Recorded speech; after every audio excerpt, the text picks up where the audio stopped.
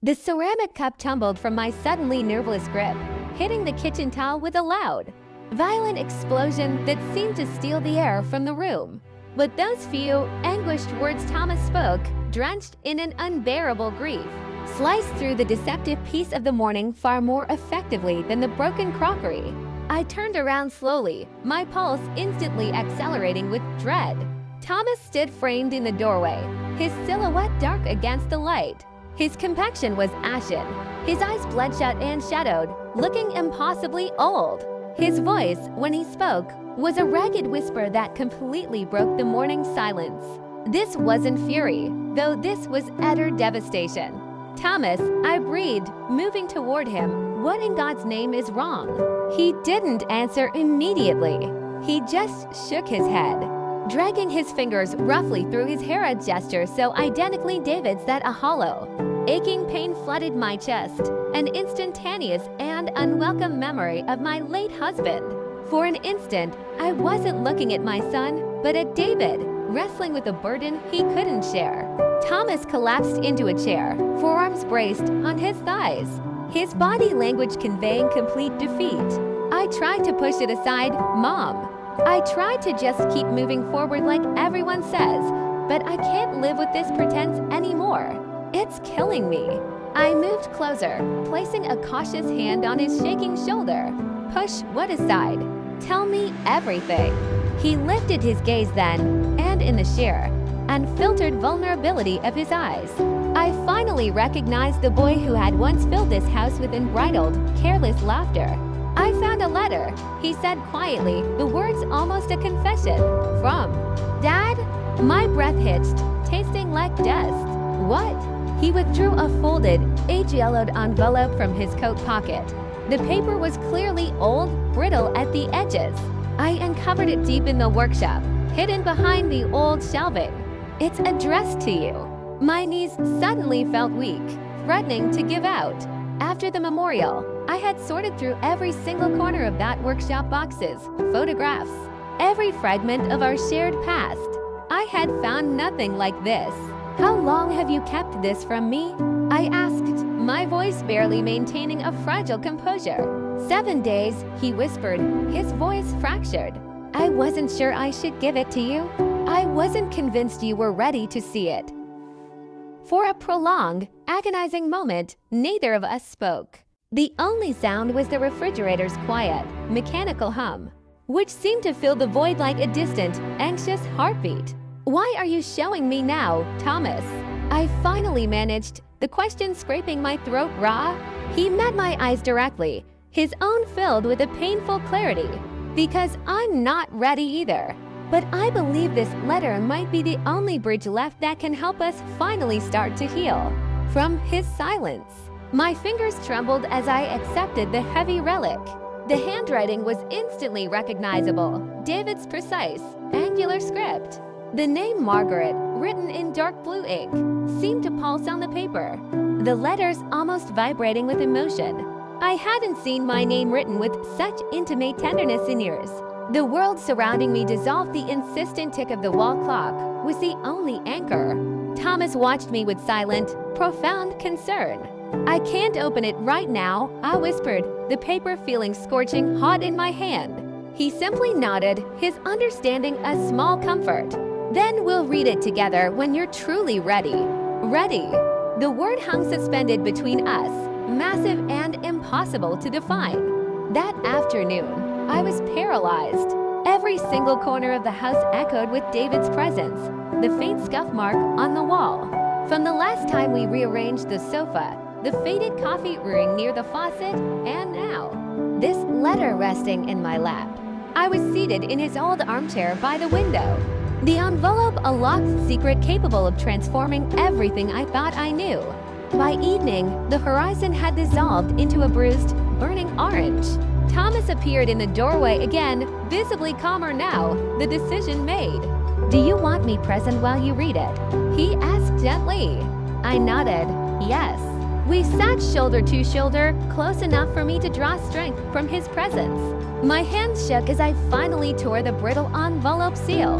The paper inside was delicate, the ink slightly faded, smelling faintly of old cedar and dust. It began plainly, "My dearest Margaret, if you're reading this, it means I never found the courage to speak what I should have expressed every single day." My throat constricted painfully. The words swam before my eyes, yet I desperately forced myself to continue reading. "I know you'll care for Thomas the way you always have, but there's something I need both of you to understand before you make any decisions about the house." Decisions about the house. I frowned, the unexpected shift in subject making my head spin. Thomas leaned nearer, his breath warm on my neck. "Keep going. The reality is, this home was never exclusively ours. There's something here I never fully revealed to you, something I left incomplete. You'll discover it when the moment arrives." The final sentence of the first page stopped me completely, chilling me to the bone. "You'll understand what I mean when you see her name." I looked up, utterly bewildered.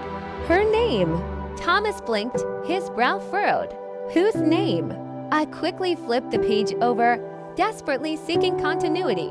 Nothing else was written. The silence in the room expanded, becoming a suffocating weight. The single page of the letter fluttered slightly in my trembling grasp. "Is there another page hidden somewhere?" he asked, his voice strained. I shook my head. "No, this is everything." We stared at each other. Two people left holding the shattered fragments of a secret from a man who had departed. "What does he mean when we see her name?" Thomas whispered. "I don't know," I said, but internally, I felt a terrible shifting. The letter wasn't a farewell, it was a doorway. As I slowly lowered the paper, I noticed something scrawled faintly on the envelope's reverse side, almost invisible beneath the dim evening light. One word, one name, Victoria. One looked up at Thomas, my heart hammering a chaotic rhythm against my ribs. "Do you know anyone named Victoria?" He froze. Then, slowly, he said, "Yes, I think I might." "Who is Victoria?" I demanded again, my voice rising in urgency. Thomas gazed toward the window where the last strip of daylight was dissolving behind the trees. "I haven't heard that name in years," he said, eventually. "But I think Dad mentioned her once." Something in his tone, a certain hesitation, made me sit bolt upright. "When?" He frowned, struggling to recall. "Before the crash." He said she helped him complete something important. I assumed he meant one of his business contacts, or maybe someone from his woodworking studio. Just business. Victoria. The name resonated in my mind, a sudden, incomplete melody from a past I didn't know existed. That night, long after Thomas had retired, I sat alone at the dining table with the letter. The ink seemed older now, as if it had been waiting centuries for this moment of discovery. I traced David's familiar handwriting with my fingertip, remembering the first time I'd ever seen it on a note he left in my mailbox 26 years ago. "Hello. I believe this belongs to you." A forgotten scarf, an act of kindness, a stranger's warmth. That's how our story began. I was teaching painting classes then, and he was the facility manager. I remember the fragrance of turpentine and fresh cut wood that always clung to him, and the way he observed me, as if cataloging every shade in the studio. "You really shouldn't climb that ladder in those shoes," had commented once, smiling. "And you really shouldn't distract women holding paintbrushes," I countered.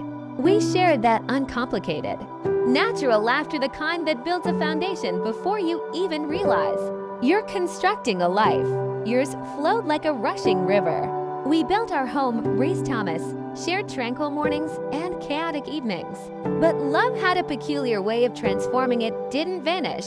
It simply concealed itself behind the mounting weight of obligations and routines.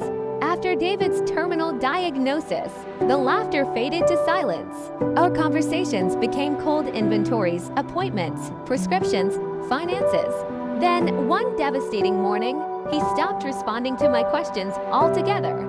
"David, please talk to me," I had pleaded. He'd only smiled weakly. "Some things are better left unspoken, Margaret." I hadn't understood his words then. only finding an empty envelope in his desk drawer months before the crash. He must have written this letter after that. The next morning, Thomas entered the kitchen carrying a small wooden container. "I found this in the workshop," he said. It was hidden beneath the floorboards behind Dad's old toolbox. Inside was a collection of Polaroid photographs, some faded, others surprisingly crisp. One instantly stole my breath, a photo of David, younger, standing beside a woman with raven hair and gentle eyes. On the reverse, in David's handwriting, Victoria, 1997. My stomach tightened into a painful knot. Who is this woman? Thomas examined the photo closely. "I don't know, but look at the background." I studied it. An unfinished structure of bare wooden frames, exposed beams, and scattered construction materials. "Is that this house?" I whispered. Thomas nodded slowly. "I think it is." We spent the rest of the day carefully examining the container's contents: architectural sketches, tiny fabric samples, paint color swatches, all dated before David and I were even married. But what truly disturbed me was a folded blueprint at the very bottom. "Blueprint for the Bennett residence," it declared. But beneath David's signature was another name, written in elegant cursive: Victoria Winters. My hands began to tremble violently. "She helped design this house." Thomas looked confused. "But you and Dad built this together. You always said." "I know what I said," I interrupted gently, my voice heavy with sudden comprehension. "But maybe I didn't know the complete story." That night, unable to sleep, I wandered through our home, viewing everything with a fresh, terrifying perspective.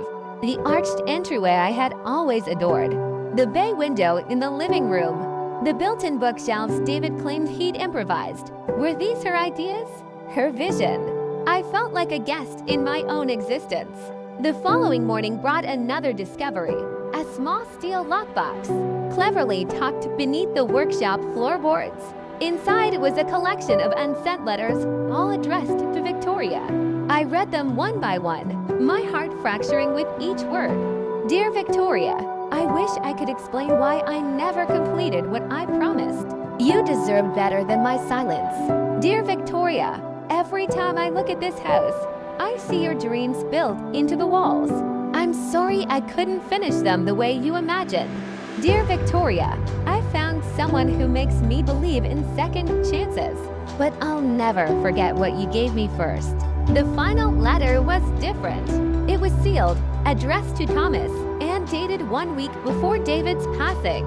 "Should I open it?" Thomas asked, his voice wavering with uncertainty. "Yes," I said. "He wrote it for you." He unfolded the paper and began reading aloud.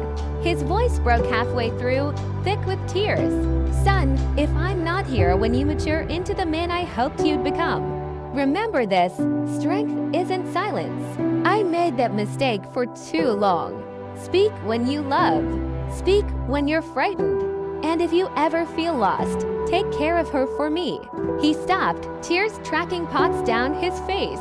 "He knew I'd be here," he said quietly. "He always did," I whispered, reaching for his hand. As Thomas gathered the letters back into the container, something small slipped from beneath them, a folded document, different from the rest. It was a property deed. And beneath our names, David Bennett and Margaret Bennett, was a third signature, Victoria Winters. I stared at it, my heart pounding with disbelief. "What is this?" Thomas took it, reading the text carefully. "It says the property was co-owned, signed before you and Dad married." The truth descended slowly, painfully clear. David hadn't merely promised to complete the house for Victoria, he had promised it to her. And when he brought me here, he had brought me into her original dream. "Mom, did you know?" Thomas whispered. I shook my head, tears finally burning my eyes. "No." He looked conflicted, caught between loyalty and confusion. Maybe he changed it later. Maybe he meant to resolve it. I longed to believe that, but the document didn't lie. The house we'd built our lives in had started as someone else's love story. A gentle breeze moved through the open door, scattering a few loose pages. One brushed against my hand. I retrieved it. At the bottom, in David's familiar handwriting, were 4 words: "Forgive me." She deserved peace. I folded the paper slowly. My heart ached, not from anger, but from a profound, terrifying understanding. "What do we do now?" Thomas whispered. I looked out toward the open field beyond the workshop, where the white roses swayed. "Tomorrow," I said quietly, with newfound resolve, "we find her." Morning arrived gently, the scent of recent rain and fresh earth lingering in the air. Thomas and I drove in silence, the letter container resting between us. The truth from the night before was still a presence, fragile and unfinished. We found Victoria where the gravel road curved into the hillside, near a small, beautifully painted gate. She was holding a basket of cut flowers. When she saw us approaching, she didn't look surprised, only quietly prepared. "I thought you might come," she said, her voice soft. I stepped forward, my heart steady and full. "We found the letters," I said, "and the deed." Her eyes flickered, acknowledging the admission. "So, you know everything." "I do," I replied, "but I still don't understand why he didn't tell me." She took a slow, deep breath, gazing at the distant line of trees. "Because he was trying to protect everyone, including me." "I loved him once," she said softly, "but when he met you, Margaret, I knew he had finally found peace. He bought the house for me, yes, but he gave it meaning when he brought you there." Her words landed gently, like the falling rain. She looked at Thomas. "Your father used to say you were the bridge between 2 hearts that never should have broken." Thomas blinked, caught off guard. "He said that." Victoria smiled faintly. "He said, love isn't meant to stay in one lifetime. Sometimes it moves from one person to another until it finds its home." My eyes stung. But the anger I thought I might feel never materialized. Only a deep, unexpected sense of gratitude. David hadn't betrayed me. He had carried love the only way he knew how, by trying to build something enduring from what was broken. Victoria stepped closer and handed me a small sealed envelope. "This was inside one of his old sketchbooks," she said. "He asked me to give it to you if the house ever felt heavy." My fingers shook as I opened it. "Margaret, if you're reading this, it means the truth has found its way home. I built that house for 2 women who taught me what love really means. One showed me how to begin again, and the other showed me how to stay. If the walls ever feel like they're holding too many memories, open the window. The air there still belongs to you." The letter ended with one final line, written faintly in pencil. "Tell Thomas I kept my promise. I built her peace and yours forever." I closed my eyes. When I opened them, Victoria was smiling through her tears. "He was right," she whispered. "You gave that house its soul." I reached out and embraced her, not as rivals, but as 2 women who had both deeply loved a good man in different chapters of his life. For the first time since David's death, it didn't hurt to say goodbye. When Thomas and I returned home, the sun had finally broken through the clouds, flooding the living room with warm, golden light. "It feels different now," Thomas said quietly, watching the light pool on the floor. "It does," I replied. He turned to me, his eyes soft. "What are we going to do with the house, Mom?" I looked around at the framed painting, the white roses outside the window. "Keep it," I said, "but not as a memory, as a beginning." Thomas smiled, a genuine, easy smile I hadn't seen in months. "I think Dad would really like that." We spent the afternoon organizing the workshop, finally sorting through the old letters. As the sun began to set, I found one last envelope stuck under the container lid. It wasn't addressed to me or Thomas. It simply said, "To whoever finds this home next." I opened it. The paper smelled faintly of cedar. "If you are reading this, take care of the garden. The white roses have roots deeper than you can see. They grow best when loved by someone who's known both loss and hope. That's what this place was built for, not to hold pain, but to help it bloom into something kind." I smiled through the last of my tears. "He wrote this for everyone," I whispered. Thomas leaned beside me. He left a piece of himself everywhere. I nodded. That's what love does. The final light fell across the floor, touching the old framed painting that still hung on the wall, Victoria's early sketch of the house, the one that started it all. And for a moment, it finally looked alive again.